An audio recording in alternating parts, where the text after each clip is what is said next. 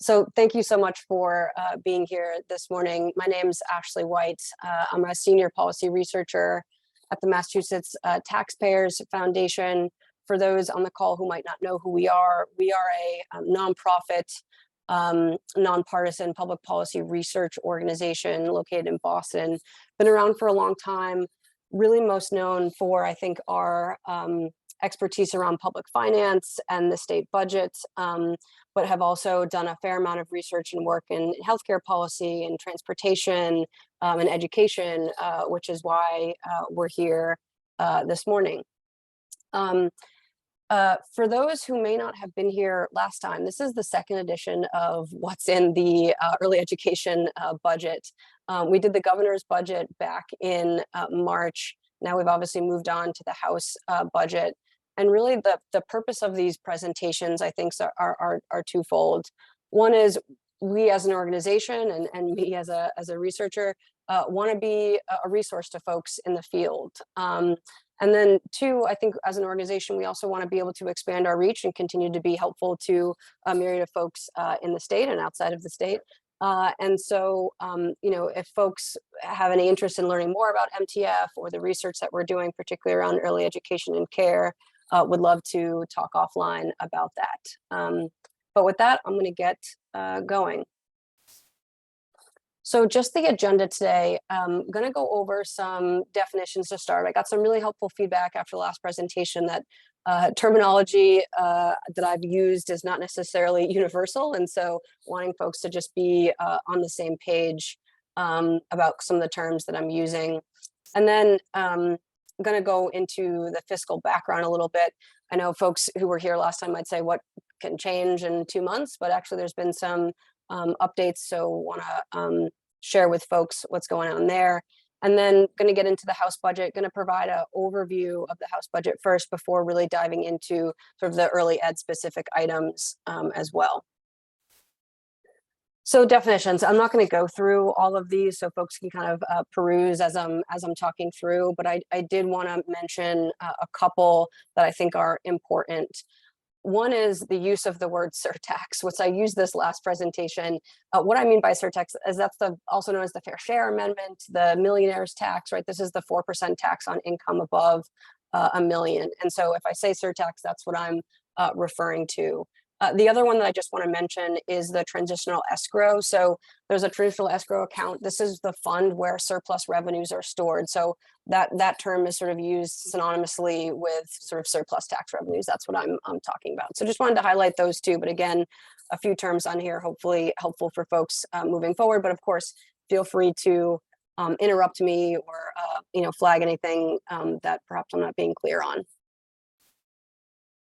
So the fiscal background, folks have seen these slides before, but some changes here. So as I think I mentioned last time, tax revenue growth so far through this fiscal year is flat, right? But that is on top of tax revenue growth in FY 2022. That was 22%, right? Which is just unprecedented. Currently, our FY 23 revenue collections are about $868 million, sort of above benchmark, right? However, I think two things need to be sort of discussed here. One is the next few months are really big, tax revenue months for Massachusetts. Not big in terms of just important tax revenue months kind of moving forward, right? Key indicating months here. And so that's important to keep in mind. And then second, the third bullet here talks about non-withheld income, that we've seen kind of a decline in non-withheld income, and there's further downside risk in the final months of the year. And so this $868 million is not saying that we have that much sort of available in tax revenue, surplus right now. Absolutely possible that gets chipped away in the months ahead, but at least kind of compared to where we thought we were going to be at this point in the year, we are above benchmark. ARPA, I think there's been a lot of questions around ARPA lately. Effectively, all ARPA dollars, these are the American Rescue Plan Act, federal fiscal recovery funds that came to Massachusetts. All of those have been obligated. There's about 300 million remaining, and we can get into why that is. I think that's a bit of a shift from the last time I presented. There also remains 1.4 billion in one-time state surplus funds set aside in that transitional escrow fund I mentioned earlier. again, this is a little bit different than the last time we talked, and I'll discuss why that is. So this is, I think, just a helpful slide to kind of put tax collections in context for this year. So this graph really displays in blue what we thought our collections were going to be in FY 2023 compared to last fiscal year. And in the yellow, it's actually what we've collected in FY 2023 compared to last fiscal year, right? So we're certainly not collecting what we were at the beginning half of the year, but we're not doing as poorly as we thought we would do, right? That the blue lines are much longer than the yellow lines, meaning we're performing not great, but better than what we thought we were going to at the beginning of the fiscal year. Also, what's changed since the last time we talked, the governor signed into law a $1.1 billion supplemental budget, and there's about $389 million in that in direct appropriations, and you can see some of the notable education spending that was in that supplemental budget. So we've got universal school meals, and then another thing to note here is the Child Care Stabilization Grant. So there was $68 million that was appropriated in that budget, and that was to fill a shortfall that we had between April and June. So the program now is fully funded through for the FY 23 fiscal year, thanks to this supplemental budget. So I think this graph is helpful in hopefully visualizing kind of what's changed since the last time we talked in terms of what's in that transitional escrow account, those surplus tax revenues, versus what's available from sort of federal fiscal recovery funds. So I think, as folks know, right, we had billions of dollars come to Massachusetts over the past few years in federal relief funds. We have over those past year or so appropriated some of those dollars, as well as use some of the state surplus revenue. And I think important to note, back when the economic development bill was passed, there was a real push to appropriate fiscal recovery funds first, right? To free up state surplus revenue because there are strings attached on the federal relief funds, right? There's a timeline associated with it, there's reporting deadlines. And so it's a little stickier to kind of get out the door. And so we sort of really prioritized those funds. However, I think recently ANF identified that approximately 300 million of those fiscal recovery funds were not going to be able to be covered by FRF, right? Could not be spent as federal fiscal recovery funds. And so they're going to use surplus dollars instead. And so that's why you see the 1.7 billion in state surplus revenue go down to 1.4, because we're appropriating that 300 million for some of those economic development priorities, and we're freeing up 300 million in fiscal recovery funds at the same time. So hopefully that kind of clarifies the differences there that we're seeing over the past few months. Also wanted to highlight some growth in reserves. I think this is a somewhat familiar graph to some folks, right? So our tax revenue growth has not been sort of as strong as it has been the last few years, but that's because that was crazy tax growth happening.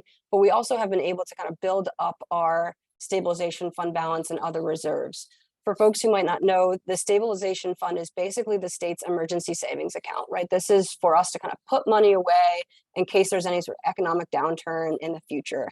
And because tax revenue growth has been sort of insanely high in the past few years, that stabilization fund balance has increased pretty exponentially as well.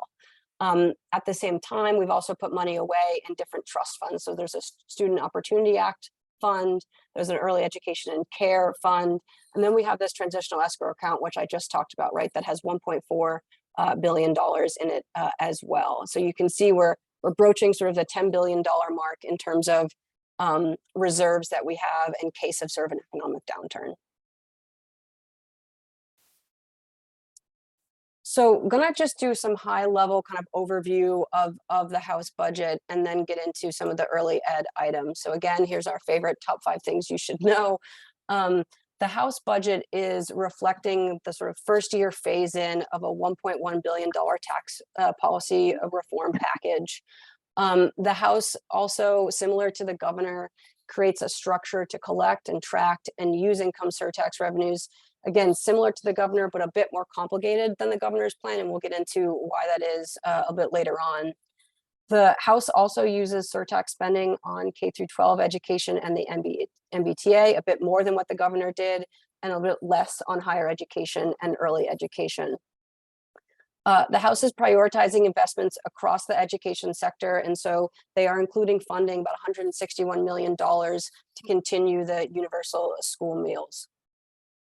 And then the House budget also includes 93 outside policy sections, including establishing the iLottery and adding a Mayor Bosson appointee to the MBTA board, which I know has been a priority for a while. So in terms of the revenue and resources going into this budget, I think folks hopefully at this point are familiar with consensus revenue, right? This is legislative leaders and finance leaders agreeing to how much revenue they think we're going to collect in any given fiscal year, and then building the budget really around that. And so the House budget follows sort of the same consensus revenue figure as the governor's budget. So it's built on those same assumptions, and that is a foundation of $40.4 billion. Want to get into the tax relief package a little bit. The governor obviously proposed a tax relief package as well. House has their proposal. There's a lot of similarities here, but I think also some pretty key differences. I'm not necessarily going to go through all of these, but want to focus on, I think, some ones that might be have some key differences between the two. So the child tax credit, right? This is the governor proposed making that a $600 per dependent credit, and then getting rid of the two dependent cap. The House has the same exact proposal, except the only difference is the timeline, right? So the governor proposed implementing that almost effectively immediately, right? Tax year 2023. The House proposes phasing that in over a period of time where it would be fully implemented in tax year 2026. Some differences on estate tax as well. Governor proposed lifting the threshold to 3 million. House is proposing 2 million, which is the same as the tax package that was proposed last session, which did not pass. Timelines are all the same for that one. Short-term capital gains, same policy there, but again, you see a sort of timeline difference, right? That fully effective in tax year 2024. And then two kind of new proposals here: the earned income tax credit and single sales factor. The earned income tax credit right now, there's a 30% match on what the federal government, it's a federal program. They want to move that 30% match to 40%. And that would be effective immediately. So in terms of what it's going to cost, this is the sort of fully annualized cost, right? So I just talked about how the House proposal is phasing in some of those tax policies over time, but this is sort of what it would be sort of fully annualized and fully implemented. So we had the House proposal in 22, which is about half of what they're proposing right now, and a little bit more than what the governor proposed a few months ago. So won't go through all these, but folks can kind of look back and see kind of what the cost of each is. They also did some other kind of policy changes. Not going to get too into the weeds here, but just wanted to kind of flag for folks. They're making some changes, proposing to make some changes to 62F rebates. Right now, that was the sort of archaic or old obscure law that was triggered last year. And so they're making some kind of changes to that. Right now, rebates are returned to taxpayers in amounts proportionate to that taxpayers' income taxes paid. And they want to make it sort of they're equal rebates across the board for all tax filers. And then in terms of the stabilization fund, again, this is that emergency savings account, rainy day fund for the state. Right now, there's a statutory cap on how much of sort of budgeted revenues can sort of sit in that fund. And so they are proposing lifting the cap to 25.5% of budgeted revenues, and right now it's at 15%. And so that's just a policy shift. I think I think this is sort of been a theoretical issue in the past, but I think because tax revenues have been where they are, getting a little bit closer to reaching that threshold. And given where things are, who knows what's going to happen. But again, I think this is the House just trying to kind of change the statutory cap on how much funds can be in a stabilization fund before those funds get returned back to taxpayers.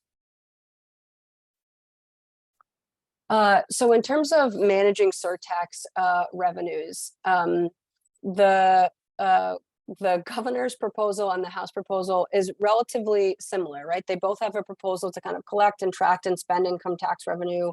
They're both agreeing to this $1 billion cap in FY 2024. I think the major differences here are the governor has set up one trust fund to kind of store income surtax revenue, and the House is setting up 3 different trust funds to do that. And we'll get into kind of the qualifications for each of those in 1 second. So the surtax revenue fund. So we've got this education and transportation fund. That's the same one that the governor proposed. All surtax revenues get deposited into that fund, and there's a spending limit that's set annually by NF and the chairs of Ways and Means. And as I said, in FY 2024, they've agreed to a $1 billion spending limit.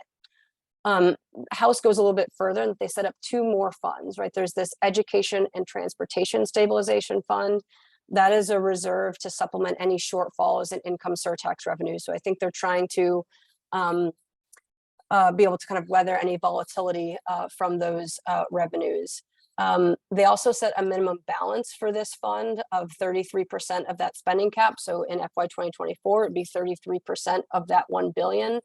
And then they also stipulate that 15% of the revenues that are collected above the spending limit get deposited into this fund, right? So if we collect over $1 billion, we're going to spend $1 billion, but anything that was collected over that $1 billion, 15% of that's going to be put into this Transportation, Education, and Stabilization Fund. They also create a 3rd fund, the Education and Transportation Innovation Fund. The purpose of this one is a bit unknown. There's not much language kind of specifying what the purpose of it is. But this fund would receive 85% of the revenues collected above the spending limit. So again, I think a bit more complicated, the governor. I'm not sure it makes the process any more transparent, but you can kind of see what they're trying to do here. And then I wanted to just highlight what they do on income surtax revenues. So House, very similar to the governor, right? We're equally splitting these surtax revenues between the education and transportation investments. Education, a little bit, as I said early, a little bit less for early education compared to the governor, more for K through 12, a little bit less for higher ed. And then you can see the transportation differences as well. So getting into the spending side of things, how is the governor's budget? How is this House budget different than the governor's? Hopefully this graph displays that clearly for folks. So you can see House is doing more, again, for K through 12 education, more on healthcare, a little bit more on housing, workforce, some other spending initiatives, doing less on transportation, less on higher ed, less on early education, but overall doing proposing more than the governor, to the tune of about 170 million.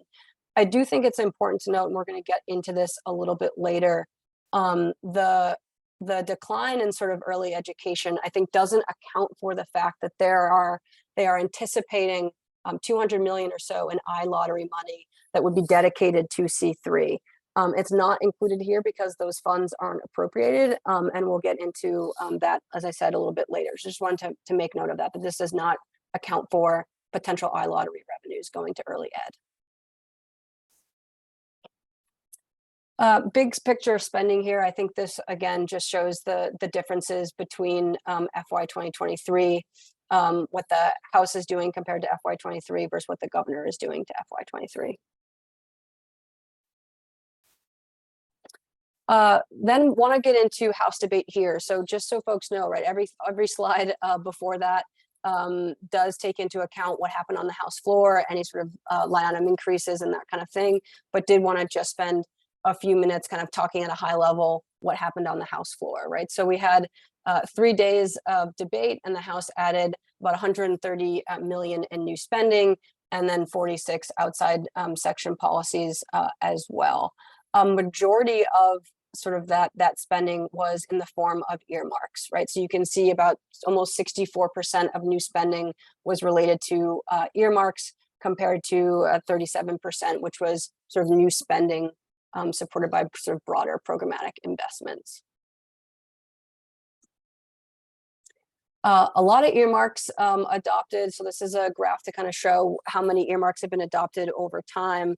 And FY24, for FY24 budget, we're adopting 782 amendments, which is at least a peak in the last few years. And then just so folks know too, the House process is a bit different in that they pass what they call consolidated amendments. So they group amendments together based on a category, and then they kind of adopt those amendments holistically or reject them holistically. And so these are just the sort of amendments kind of by category. You can see kind of where the majority of the money was going in terms of the category. A lot of amendments in health and human services, and labor and economic development was also a priority.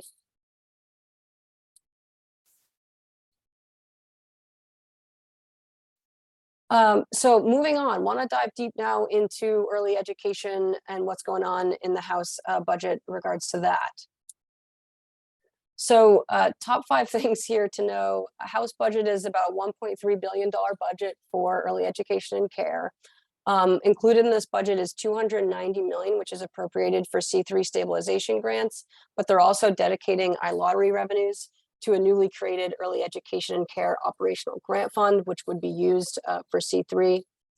So the House is using surtax revenues, as I said, for early education and care on C3 and on waitlist remediation, which was a proposal put forth by the governor in March, but they're using significantly less resources than the governor's proposal. The House spending on subsidies is a bit confusing compared to what the governor did, subsidies and reimbursement rates, to be honest. And so we'll get into that in a little bit. And then the House adopted 9 amendments, a majority of which are earmarks kind of related to early education and care. So not too much going on in terms of amendments for early ed.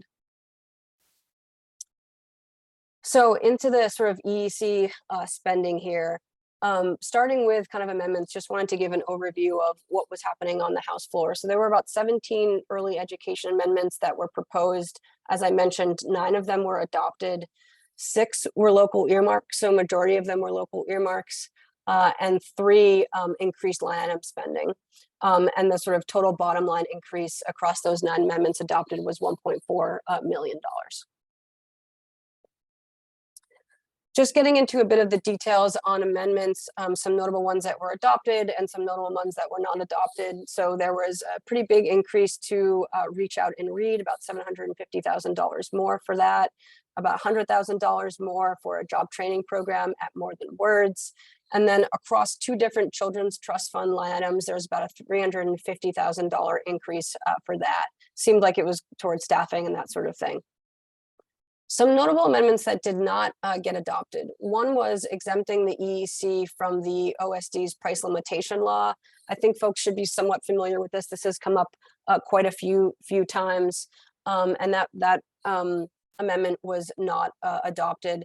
The EEC has been getting sort of an exemption since 2020 on that law. So we'll see kind of what happens in the future there. And then there was another amendment, which I think, is told kind of has come around before, around changing the definition of a large family childcare so that they could enroll up to 12 children under 16 as opposed to the current 10. But again, that did not get approved. So spending details. The House's funds EEC sort of below the governor's proposal, but above FY 2023 levels. The numbers that you see here, again, does not include iLottery revenues that are intended for the C3 stabilization grant program. And that is because those lottery revenues were not actually appropriated in the budget. So we don't reflect them here, although they are intended for that program. I think the kind of big differences here between the governor and the House is how they sort of do subsidies and how they're treating reimbursement rate increases. And so I'm going to get into that now. I'm going to get to that in a minute, sorry. First, I'm going to cover surtax and kind of how the House differs from the Gov. So again, doing a little bit less on the House side. So we are using surtax dollars for stabilization grants, about 40 million of that, and then 25 million for waitlist remediation. Different from the governor here, the governor did propose using funds from this high quality and affordability trust fund. That was that EEC fund I mentioned earlier that we have sort of reserves in. There's about 490 million in that fund right now. But the House does not propose using any of those funds, unlike the governor, which proposed using about 155 million of those dollars. So in total, $65 million in surtax revenues going towards early ed. So now into subsidies, what I was talking about earlier. So the House is proposing investing about 740 million in subsidies. This does include the 25 million for reducing the eligible wait list. This is about $20 million more than FY 2023 and $60 million less than the governor's proposal. But again, here it gets a little tricky because there's some money going into the reimbursement rate line items as opposed to being integrated into these subsidy line items. And so I'm going to try and explain that complex situation right now, and happy to answer questions if I do not do this justice. But the governor's proposal basically annualized $80 million in FY 23 rate increases into the subsidy line items, right, for income eligible care and DTA DCF childcare. So if folks recall, last budget cycle, there was, I believe it was $60 million for rate increases, but that was for center-based providers. So the governor was factoring in that there's about 20 million for FCC increases as well. That would mean $80 million annualized into the subsidy line items to kind of keep those rate increases where they were in FY 2023. The House, instead of annualizing them, decides to dedicate $100 million in 2 reimbursement rate accounts. And so they're doing 80 million in the center-based rate reserve, and they're doing 20 million in the center and FCC rate reserve, which was the new line item that the governor created to kind of account for both FCCs and centers in that process. And so the center-based rate reserve also includes an earmark. It's a $10 million earmark, and that's for that provider financial assistance pilot. So I think folks are familiar. The EEC launched a pilot to help childcare educators pay for their own, receive vouchers and pay for their own childcare for their own children. And so the House is dedicating another $10 million for that program, but they're putting it in this reimbursement line item. And so I think this is a bit confusing, I think, for a few reasons. One, I think it looks like it's, $90 million in new money, right? But because they're not annualizing some of these costs, we're really kind of, the 90 million is going to be dedicated to kind of accounting for the rate increases from last year and then trying to get a little bit above and beyond what we did last year, right? And so it's not entirely new money. So kind of when you kind of compare what they're doing with the subsidies compared to what they're doing with the reimbursement rate line items, it's really about $10 million more than the governor. So I hope that clears up some stuff. I'm happy to take questions at the end about what this means and anything like that. So I hope that cleared things up for folks, what's happening there. Some other investments. So CCR&Rs, this is a $20 million investment here that's matching what the governor did. There's 15 million for the Commonwealth Preschool Partnership Initiative. This is $15 million less than the governor's budget. And that's because the governor proposed doubling that program using $15 million from surtax revenues, which the House did not decide to use. There is an increase for grants for Head Start programs. So there's House is proposing a $2.5 million increase over what the governor proposed and about a $1 million increase over the FY23 budget. Provider higher education, I think, is staying flat at 10 million. We've seen that investment in previous years. And then a little bit more for childhood mental health. So it's matching the governor's budget, but that is 1.5 million over FY23 levels. So those are just some other key investments. I do have a chart in the appendix of kind of everything broken out if folks have specific line items that they want to look at, but felt like those were kind of the main ones to hit on just based on differences between Gov and last year. So there are some policy sections as well in the budget, so that I wanted to kind of go over that really include some early education and care items. So Section 2 of the budget is really about kind of appropriating dollars to specific line items and accounts for programs and investments like that. There's also these outside policy sections, which they don't appropriate funding, but they do include additional legislative language or policy proposals that might relate to early education and care. And so there were a few, I think, that are kind of notable here that I wanted to get into. One is there's this early education and care operational grant fund, which I talked about earlier. So in the outside section, that's where they establish this operational grant fund. It's going to be administered by the Department of Early Education and Care, and it's intended to support C3 stabilization grants, but it is subject to appropriation, which I don't think is necessarily out of the ordinary. I think just the challenge here is that those the funds that would go into this grant fund were not appropriated in this budget. Then in the outside sections, they're also establishing iLottery first and foremost, right? iLottery does currently not exist in Massachusetts. There's a section to establish iLottery. And then they're establishing that a portion of those iLottery revenues are going to be dedicated to this early education and care operational grant fund. There's also some reporting requirements. So in section 30 of the outside sections, there is sort of language that's requiring the early education and care department to file a report by October 15th of 2023 on the operational grant program, really about kind of collecting more data and really understanding the program's impact on kind of equity and higher needs populations. So want to just get a little bit in the weeds on the section 30, because I think it's important for folks to kind of understand what's going on here. It's requiring the EEC again to include a report that has data specific to providers and families that are participating in the operational grant program. So it's really, I think, about accountability, I think, a little bit over the program. Not to say that there isn't any accountability happening right now. I know the EEC is doing some great work in terms of data collection, but I think it's really about trying to, get the most out of this program in terms of data collection and in terms of kind of understanding its impact moving forward. So you can see they want to get information on, family demographic info on the family served and expenditures and the kind of their impact on equity. It also includes recommendations to amend the C3 grant formula. So just to be clear, it's not saying that the C3 grant formula needs to be amended. It's just asking that the department come forward with some recommendations for how they might amend the C3 grant formula. And it does include a list of kind of ways in which it wants the EEC to kind of consider changing it, right? And so I've listed some of those there.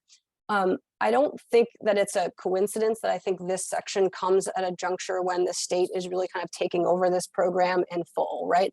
Prior to this point, there's been sort of a mix of state and federal resources. At one point, it was just federal resources.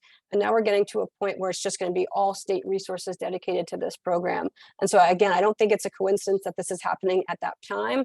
I think folks want to understand the effectiveness of this program. They want to make sure that this program collects is sort of a way for us to kind of collect more data about the system at large.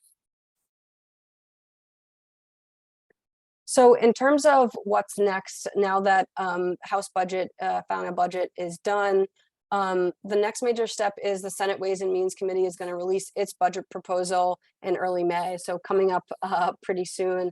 Then we're going to go through the same exact process, right? We're going to have Senate debate. There's going to be sort of amendments that are proposed, amendments that are adopted and rejected, and we'll get to a final Senate budget hopefully at the end of the month. Then the budget enters this process called conference committee, where basically a select group of legislative leaders get together to reconcile differences between the House budget and the Senate budget, and hopefully get to a point where the budget is signed by the governor in July. Though I will say Massachusetts tends to be late on this process. I think mid-July is typically historically around the time that we sign our budget, but you kind of never know. So certainly a new year as well, with surtax revenues being used and all that needing to get worked out. So looking ahead, what can we expect from the Senate? I think it's, hard to tell, right? No one can kind of read minds here, but I think, if you look to kind of previous years, you can kind of get a sense of what the Senate might do differently from the House. I think this year is particularly unique because we've got C3 sort of being fully funded by the state, because we've got these new revenues, these new surtax revenues.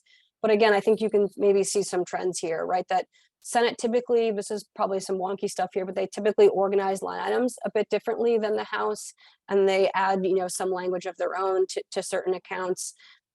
As I think we've historically seen, right, the House really likes to focus on childcare workforce, right? So they really focus on reimbursement rates. They focus on higher education. The Senate, in the last few years at least, has really kind of prioritized C3. Senate has also historically provided a bit more for childhood mental health and the Commonwealth preschool partnership, but less for CCR&Rs. Not saying that this is absolutely going to happen, but again, I think you can gotta get a sense of where things were in the past, where they might go. Again, this is a unique year, so I think everything is sort of up in the air, but hopefully that gives folks somewhat of a sense of what might be to come. So that concludes my presentation. Happy to take any questions folks have on the presentation or just in general. And I see the chat, a couple things in the chat. Yeah, we had gotten a couple questions in the chat during your presentation, Ashley. So Elsa Jacobson was hoping for just a little more clarity on whether the totality of ARPA stabilization and discretionary dollars have been obligated. I think that might be referring to some of the stabilization grant and discretionary CCDBG funding specifically related to early ed. Yeah, so I think as of the end of fiscal year 2023, all of the kind of federal relief funds that came to Massachusetts that were dedicated to stabilization grants will be spent. All of the kind of supplemental CCDF dollars that came to Massachusetts will be spent. So for FY 2024, C3 program is to continue. That needs to be fully funded by using entirely state resources. And then we had another question as well from Eileen Mastrio. Just wondering for a little bit more detail on that remaining 300 million of ARPA dollars that the state still has, and if we have any more details on that. Yeah, so I think, and Megan chime in here if you know more than I on this topic, but so I think, as I said, right, we had this economic development bill. There was a real strong priority to dedicate fiscal recovery ARPA dollars because of the strings that were attached to those, because they need to be spent by a specific timeline. But I think upon some kind of further review, ANF realized that for sort of logistic reasons or legal reasons, right, some of that money would not be able to be spent on the economic development projects that we originally anticipated because of the strings that were attached or the requirements around some of those dollars. And so they said, okay, we're going to take that $300 million of fiscal recovery funds. We're not going to appropriate it, but instead we're going to use surplus tax revenues that we have sitting in that transitional escrow account. We're going to use the 300 million of those and put them towards those projects. And so we have about 300 million in ARPA dollars that have not been appropriated. I hope that clarifies, but if you have follow-up questions, happy to try and answer. And then we got a couple questions beforehand as well in the presentation, so I can get to those. But just seeing that the OSD price limitation amendment was not adopted, do you have any insight into what might be next on that front? Yeah, so I know the agency, since I believe 2020, has gotten an exemption for that policy, and that's been super helpful in them being able to more flexibly, I think, set rates. From what I've heard, the exemption that they got last fiscal year was the last one that they would be allowed to get. And so not to say that that might have changed since now, but that was the last I heard. And so, and I think there's obviously still more opportunity, right? We still have the Senate budget to go. And so could this be proposed during Senate debate again? Absolutely. Could it potentially get passed? Sure, right? So I think there's more opportunity ahead. But from what I heard, the agency might not be able to kind of get a continued exemption from that policy. And I think it's sort of widely believed that that would be difficult for providers, and I think cause some potential harm to the field. And we did get a note from Naomi in the chat as well, just mentioning that that provision had been included in the early ed bill that was taken up at least last session in the House. So is it possible that other legislative vehicles could see this section? Yeah, absolutely. For sure. I think this has been talked about for quite some time now and is a priority on some folks' agenda. So there is definitely more than just the budget to kind of see a potential proposal here. Any other questions from folks online? I know, Megan, you might have a couple more, but any other questions from folks on the call?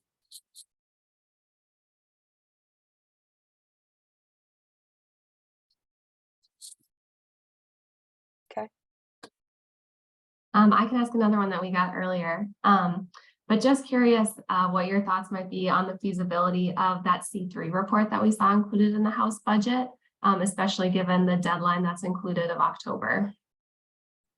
Yeah, so I think October probably would be a bit tough, I would imagine. I think a couple notes. One, I think I think it's important to be collecting data, right? I think this is something that we want to do, right? We want to make sure that the program is effective. We want to make sure that it's serving the populations who we want to serve. And especially as the state kind of begins to take this program over, I think it makes a lot of sense to really utilize the program to collect data. I will say, though, I think there's some data in there that the EEC currently does not collect and might not have the capability to collect, right? And so I think the timeline, perhaps is a little bit challenging because for those reasons as well. And so I think I'd probably like to see a deadline probably a little bit further. I understand, I think, wanting to have it before next budget cycle, right? If this is something that we want to do in FY 2025 or want to consider in FY 2025, you got to kind of have that information ahead of time. But I think there's a lot of kind of thought and consideration and work to be done before we can kind of get to a place to really collect that data effectively. And then someone was curious too, just about what you think some areas are where the Senate budget might choose to go in a different direction than the House. Yeah, well, I think, I noted some minor kind of differences, that the Senate has typically kind of prioritized C3, while the House, I think, has really prioritized workforce investments. And we see that in kind of the reimbursement rate increases that they've done year over year. I think surtax is probably going to be sort of probably the biggest variable there, right? I think from our standpoint, it's good to see that clearly a precedent has been set that surtax revenues can be used for early education and care, or should be used for early education and care. And I think that makes a lot of sense. And then now it's just kind of about where those dollars are going to go, right? And what priorities they want to fund with those surtax revenues. So I think that'll be probably a key difference there. And actually, we just got a question in the chat as well from Kira asking, I think, about that inclusion of using surtax revenues to support some early ed investments. She's just wondering if you think that that's a trend that would continue, if it's fair to be looking ahead and thinking that early ed could be included in surtax investments in the Senate as well. Yeah, I think clearly the governor has signaled that she believes that surtax revenue should go to early ed. House believes it. We'll see kind of how the Senate approaches that. I don't want to necessarily make a comment on like the legality of it, right?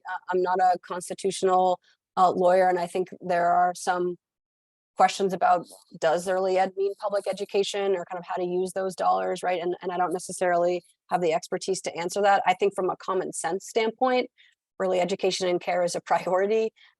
It is under the Education Secretariat. It makes a lot of sense to be able to use these revenues for early ed, and I think the governor and the House agree. So we'll have to kind of see what the Senate decides. But clearly, a relative precedent is being set with the two prior proposals. And then we had another question just about if there were any benefits that you see in organizing the reimbursement rate structure in the way that the House did. Yeah, I think, I understand where they're coming from in terms of wanting to really highlight what we're doing for reimbursement rates, right? I think really wanting to highlight that we want to increase rates for subsidy providers. I do think it's confusing and doesn't necessarily make the process super transparent.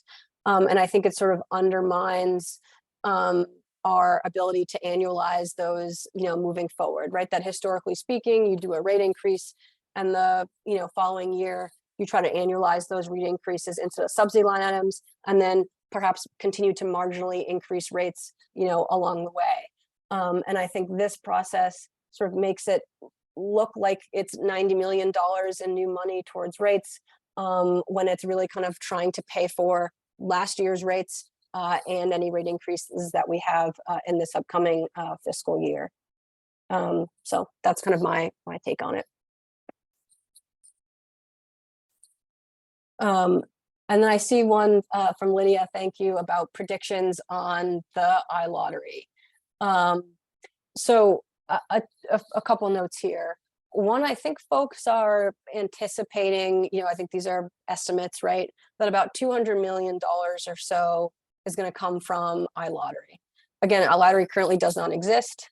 And I would also say that I think iLottery revenues, or lottery revenues in general, are a relatively volatile source of revenue. And so I think from year to year, or every few years to every few years, it can be kind of hard to anticipate what might come in, right? That we could have good years and we could have bad years in terms of iLottery. Folks are, again, anticipating that it's about $200 million.